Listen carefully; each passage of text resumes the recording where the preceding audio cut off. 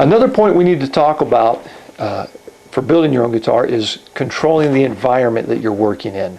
Now this is my shop here, and you'll notice behind me that I have a room with a piece of glass, and I've got guitars behind that piece of glass. That is my controlled environment. That's where I control my humidity. Inside there I have just a small one-room humidifier. I also have a dehumidifier. They're hooked up so they can fight each other out every now and then if they need to. What happens is I need to control the relative humidity as I build my guitar. Now I'm building in Colorado. Colorado's on the dry side of the relative humidity scale. In my shop right now I'm running about 40% humidity. Relative humidity. That's a little on the low side for industry standards. Industry standards are probably between 40 and 50%. Ideally, you want to build the guitar at the environment that it will live at, or that the relative humidity in the environment that it's going to live at. For example, if the relative humidity is 50%, then you probably should build around closer to that relative humidity. Now, guitars expand better than they contract. So if I build in a dry environment and it goes to a more humid environment, then I'm probably okay, the guitar will expand. But if I build, like when I used to live in Brazil, humidity there was 100%. If I brought that guitar to Colorado, it would shrink and crack and dry out over the years. So I had to control that environment in Brazil. And there I was lucky to get it down to 50%. That's what I used to build at. In Colorado, I built around 40%. So I can control the environment there.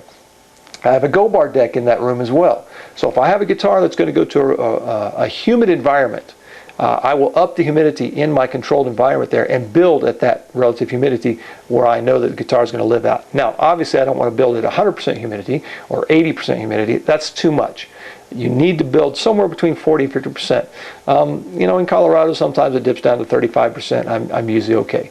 Store your lumber in a dry environment as well before you use it. You don't want to humidify your lumber before you use it. If you build it, it could shrink. So I keep my lumber in a very dry climate. I have another area of my shop where I keep that lumber stored, and I don't put it in the controlled environment until I actually use it. Now, if your shop environment is on a higher humidity level, then yes, you want to somehow control those materials before you start building with them.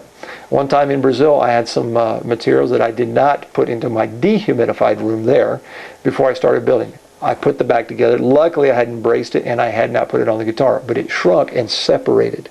So control those materials if you need to before you start building. In Colorado, I don't need to. It's very dry. It's drier than what I want the guitar to live at.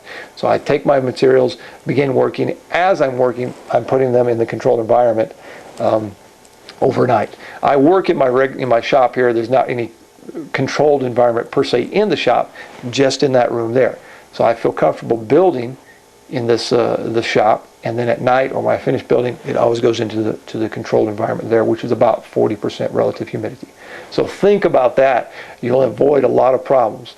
Well, sometimes during the build, guys will put the back or the top on the guitar. It's already radiused, but then as it starts to shrink and dry out, it will become flat. You need that dome for tonal and structural purposes.